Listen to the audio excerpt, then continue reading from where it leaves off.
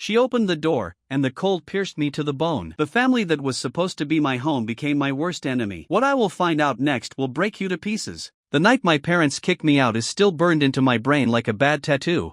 I was 17, and it wasn't some sudden fight or moment of anger.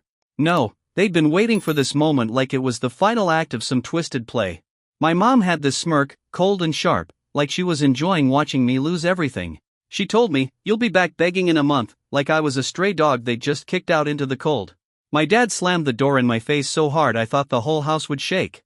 I never looked back. I'd always been the screw-up in their eyes. Not because I was dumb, hell no, I had plans, even if they weren't their plans. I wanted to go to a trade school, learn a real skill, build something with my hands. But they wanted me to go to college, get a degree, be their trophy son. I hated school. Not because I was lazy, but because sitting still for hours, pretending to care about stuff that meant nothing to me was torture. They didn't care. To them, I was throwing my life away.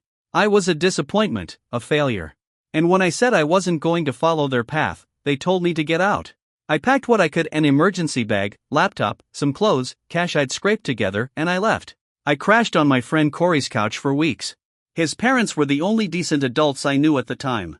That couch was hard, the nights were cold, and every day I had to fight just to keep going. I kept thinking about my parents' words, their looks, their smiles that never reached their eyes.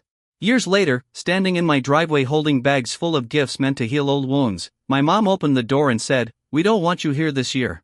I laughed at first, it had to be a sick joke. Then my brother Jacob cut in, "This is no place for losers. You're really starting to wear on all of us." Just like that, the air went cold and heavy. My dad didn't say a word, just stared everywhere except at me. My mom didn't flinch. I stood there, frozen, with the weight of their rejection pressing down harder than ever. I left those gifts in the car. I needed answers. Where did this come from? Why now? I'd always been the one helping Jacob when things got rough, paying for his kid's summer camp, school supplies, even his mortgage when he was drowning. And now, suddenly, I was the problem. The loser who didn't care enough, who didn't do enough. When I went back inside, hoping for some explanation, Jacob ignored me like I was air. He barely looked up from his phone. "You've been slacking off. The kids barely got anything from you this year." "It's embarrassing," he said like it was the simplest truth. My mom nodded and added, "But you just bought a new car. You found money for that." I wanted to scream. The car was on credit. Every cent was budgeted. But none of that mattered. I told them if that's how they felt, I didn't belong there anymore. I was done financing their lives, done being the scapegoat. And I left. Driving home, I gripped the steering wheel so tight my knuckles turned white. How had I become the villain? The one everyone was tired of? I'd sacrificed so much for this family, years of support, quiet help, covering their backs, and now I was the loser, the burden, the afterthought. At home, I sat for hours staring at the bags of gifts still sitting in the passenger seat, my anger simmering beneath the surface. This wasn't just about Christmas. It was about every unspoken moment, every slight, every time they ignored me while fawning over Jacob like he was royalty. Jacob had always leaned on me. When his marriage hit rough patches, when money ran thin, I was there. I kept his family afloat when they couldn't. And now I was the problem because I wasn't doing enough? Because I wasn't bending over backwards to make everyone else's life easier? I'm tired. Exhausted. But I'm not broken. Not yet. I won't crawl back to the family that threw me away. They made their choice. Now it's time for me to make mine. I didn't expect it to get easier. After that Christmas, I thought maybe the worst was over. That maybe they'd come around, realize they'd been wrong, and reach out. I waited, stupidly, for that call, that text, that sign they still cared. But nothing came. Just silence. Cold, deafening silence. I started working more, harder than ever. Took every gig I could find, learning new skills, building a life that wasn't tied to their approval. It was exhausting and lonely, but it was mine. I remember nights sitting in my tiny apartment, staring at the glow of my laptop screen, fingers trembling over the keyboard, wondering if all this was worth it. The endless grind for a dream they'd already decided I didn't deserve. That's when the doubts crept in. Was I really the screw-up they said I was? Maybe I had been selfish. Maybe I'd been wrong to leave. Maybe my dreams were just stupid fantasies. The voice inside me was louder on those nights, the one that whispered I'd never be good enough. But the rage was louder still. How could they betray me like this? How could blood turn to ice so easily? Then came the messages. Anonymous texts, cold emails, rumors whispered at the local bar. My own family turning their backs and talking behind my back. They painted me as a lazy, ungrateful son. Someone who abandoned them and refused to help. It stung harder than anything else. Because the truth was the opposite.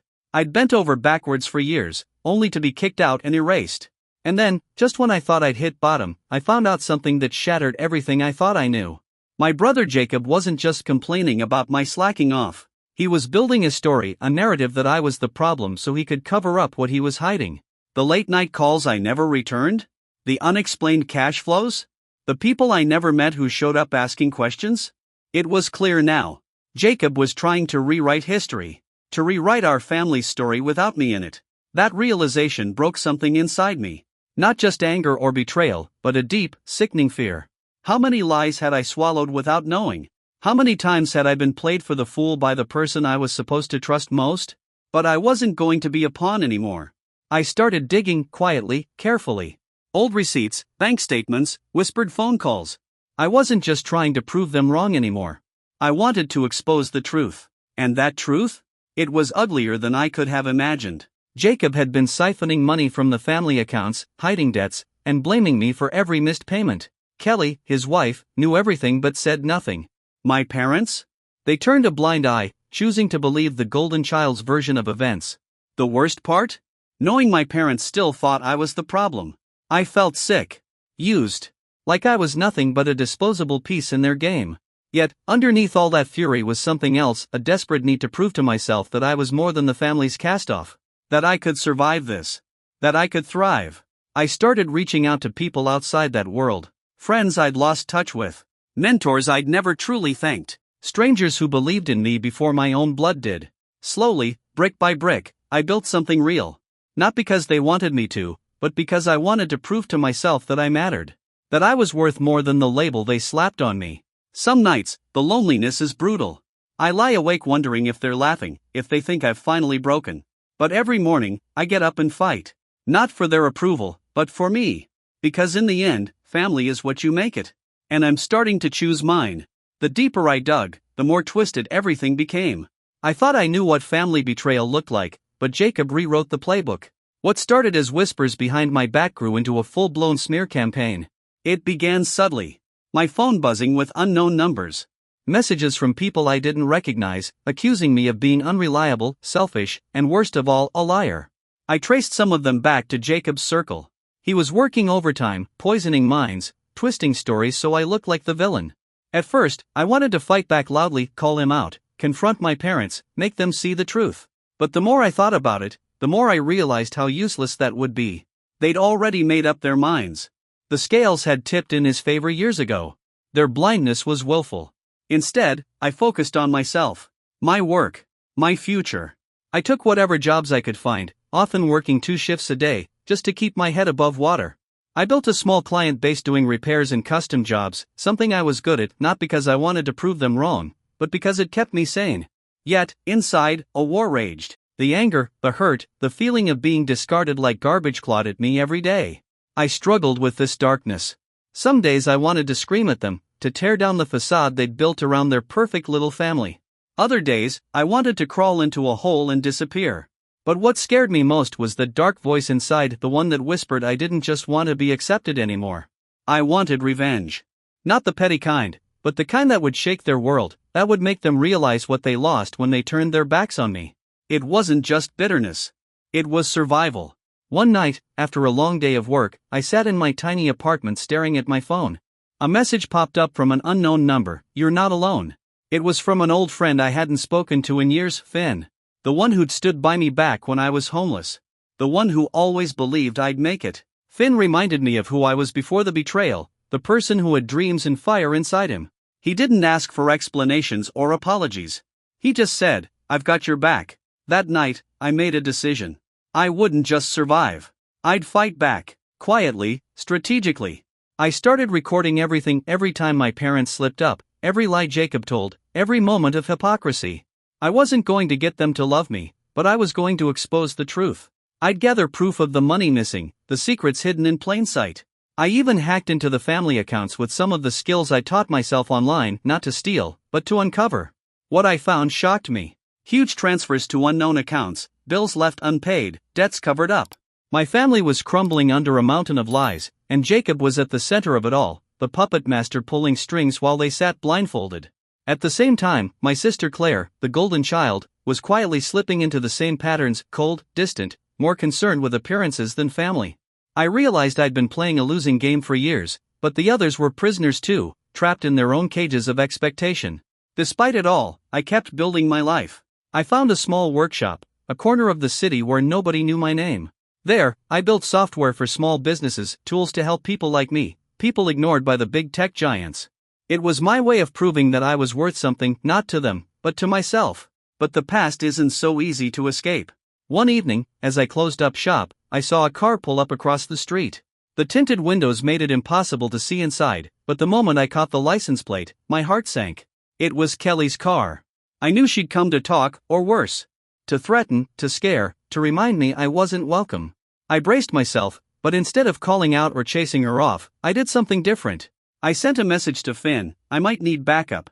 When she walked in, her smile was fake, venom dripping beneath. She tried to act casual, but I saw through it. You think you can just steal money from us and get away with it, she hissed. I stayed calm, letting the rage simmer beneath the surface. I'm not stealing from anyone. I'm just showing the truth. She laughed bitterly. The truth? You're just a sore loser who can't accept his place. Her words were a dagger, but I refused to give her the satisfaction. I'm not your family. And I never was. But I'm done being your victim. She stormed out, but I knew this wasn't over. Not by a long shot. That night, I lay awake, haunted by the thought of how many more secrets they were hiding, how deep the betrayal ran. But also, for the first time in years, I felt a strange hope. I was no longer invisible. I was fighting back. And maybe, just maybe, I could finally take back what was mine. The day Claire walked back into my life was one of the strangest moments I'd ever experienced. For years, she had been the golden child, the perfect sister who got everything handed to her on a silver platter, while I was left to pick up the scraps. I never imagined we would be allies, especially not now, when everything was falling apart around us. But there she was, sitting across from me at a grimy coffee shop downtown, her eyes tired and haunted in a way I hadn't seen before. She looked nothing like the confident woman I remembered from family gatherings and holiday dinners. This Claire was stripped of her armor, fragile yet resolute. I can't do this alone anymore, she said, her voice barely above a whisper. Jacob's been poisoning everything, our parents, the company, the family. I don't even know who to trust. I wanted to say something harsh. Something that reminded her of all the years she turned a blind eye, let me fend for myself, let me drown while she basked in their favor. But I didn't. Because beneath her exhaustion was something I hadn't expected, a flicker of genuine remorse, and maybe, just maybe, hope. She slid a thick folder toward me. This is everything I've found: emails, bank transfers, contracts, proof of every lie Jacob's told. I flipped through the pages, disbelief swelling inside me. This was more than theft or deception. It was a well-orchestrated campaign of manipulation, where Jacob played puppet master, weaving a web so tight it strangled the family from within. Claire explained how Jacob had lied to our parents, spinning stories where I was the reckless, ungrateful son trying to tear the family apart. Meanwhile, he was stealing from the company, covering his tracks with a smokescreen of forged documents and fake transactions. My stomach churned as she laid bare a truth I'd been too blind or too proud to see. Our parents weren't innocent victims of Jacob's lies. They chose to believe him, even if it meant discarding me. Years of neglect weren't just indifference, they were a deliberate decision. And then Claire dropped the final bombshell. While we've been fighting each other, someone else has been quietly dismantling Sterling Enterprises. Someone inside, with access and knowledge, someone we never suspected. I sat back, heart pounding. The betrayal was already unbearable, but the worst was still to come. Dad, Claire said softly. My father, the man who kicked me out like trash, who never defended me, who let Jacob run wild while I was left to pick up the pieces. He wasn't just neglectful or cold, he was complicit in selling our legacy to the highest bidder. The realization hit me like a freight train. Everything I thought I knew about family, loyalty, and love was a lie. The people I'd fought to please were the very ones who stabbed me in the back. For hours after that, I was numb. The rage simmered beneath the surface, but so did something darker, a cold, calculating clarity. This wasn't just about me anymore. This was a war to reclaim everything that had been stolen: my name, my dignity, my future. Claire and I forged an uneasy alliance that night. We were damaged, bruised, and wary of each other, but we shared a purpose. Together, we'd gather evidence, expose the truth, and take back control. Our efforts were slow and careful. Jacob had allies everywhere, people who watched our moves, tried to discredit us, whispered lies to keep us divided. Our parents were still blind, or worse, willfully ignorant. But Claire had access I didn't. Secret files, company accounts, private meetings. My skills with computers and research complemented her insider knowledge perfectly. We uncovered deals with shady partners, hidden debts, and bribes that could destroy the company's reputation. Every day, the puzzle became clearer and more terrifying. Yet, as the external battle raged, an internal war consumed me. The anger inside, once a roaring blaze, now flickered like a candle in a storm. Revenge whispered to me in the quietest moments, the thought of tearing down the family that had torn me apart, of watching them suffer as I had. But I fought that voice fiercely. I didn't want to become bitter and broken. I didn't want to lose myself to hate. Still, some nights I woke in cold sweats, the darkness pressing in. I questioned everything, my worth, my future, whether forgiveness was even possible. One evening, as Claire and I pored over yet another pile of documents, my phone buzzed with a message. Unknown number, stop digging, or you'll regret it. The threat was chilling. This was no longer a family feud, it was a dangerous game. I told Claire, who looked grim but unwavering. They're scared. And so are we. But we have to keep going. Her determination reignited my own. This was no longer about proving myself. This was about survival. About taking back what was ours, no matter the cost. As we prepared to confront the truth publicly, I realized something profound. I was no longer just a victim or an outcast. I was a fighter, a survivor, a man reclaiming his life from the wreckage. And whatever came next, I was ready. I thought I had seen every kind of betrayal a family could throw at a person. But that night, Claire shattered every one of my assumptions. She didn't meet me with anger or regret. Instead, her face was pale, worn thin by weeks of sleepless nights and secrets too heavy to bear. When she finally spoke, her voice trembled, barely holding together the storm raging inside her. You need to know the full truth, she said, sliding a thick folder across the table. It was heavy with documents, bank statements, emails, contracts, internal memos. Paper trails that weren't just breadcrumbs, but a full-blown map of deception. Jacob hadn't just been skimming off the top or lying to our parents to cover his tracks. No, he had been playing a far more dangerous game. He'd been feeding our parents false information, manipulating their fears and hopes, spinning a story where I was the villain, a reckless, ungrateful son who was ruining the family. Meanwhile, he had orchestrated everything right under their noses. Every missing dollar, every shady deal, every whisper of scandal, all part of his plan. And the most devastating part? Our parents knew. They weren't the innocent victims of his lies. They were complicit. They chose to believe him, to protect him, even if it meant throwing me under the bus. Claire's voice cracked as she revealed the final, cruelest twist. You weren't just a scapegoat to divert attention from Jacob. You were a distraction. While we were busy fighting amongst ourselves, someone else was quietly dismantling the company. I felt my heart freeze. Who? I asked, dread pooling in my gut. She hesitated, then whispered, Dad. My father. The man who had kicked me out of the house like I was trash, who never defended me, who let Jacob run wild without consequence. He was the one pulling the strings behind the scenes, slowly selling Sterling Enterprises to a rival company. Every secret meeting, every late-night call, every financial maneuver, it was all part of his plan to cash out before the collapse. It was as if the ground had opened beneath me, swallowing everything I thought I knew about family, loyalty, and love. I sat there, stunned. My mind raced through years of neglect and rejection, now seeing them as deliberate acts of betrayal, not just ignorance or cruelty. The rage I'd buried deep inside twisted into something sharper, colder. But beneath that rage was a fierce clarity. This was no longer about me proving I wasn't a failure. This was about fighting for truth, for justice, for survival. Claire and I forged an uneasy alliance that night, a pact to expose every lie, every betrayal, every rotten secret. But we knew it wouldn't be easy. Jacob had eyes and ears everywhere, allies willing to protect him. And our parents, blinded by pride and greed, wouldn't turn against their own so easily.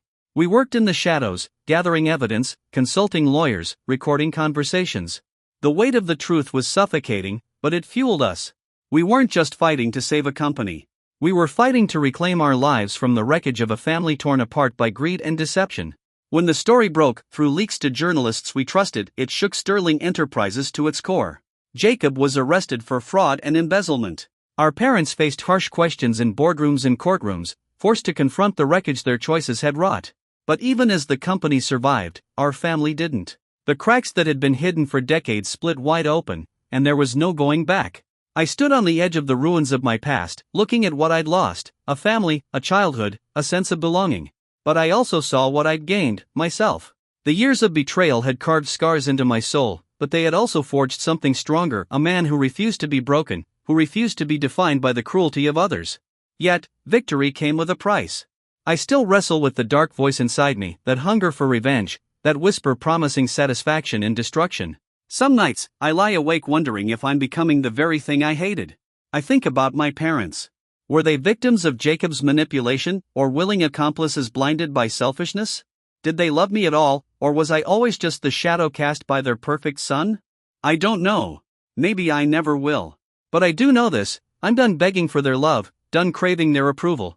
I've built a life from the ashes, flawed, uncertain, but mine. I have friends who believe in me, a craft I'm proud of, and a future I'm determined to claim. And every day, I remind myself of who I am: not a loser, not a failure, not a footnote in a family's story. I am the one who survived the fire. I am the one who will write the next chapter on my own terms. And no matter what comes next, I won't be broken again.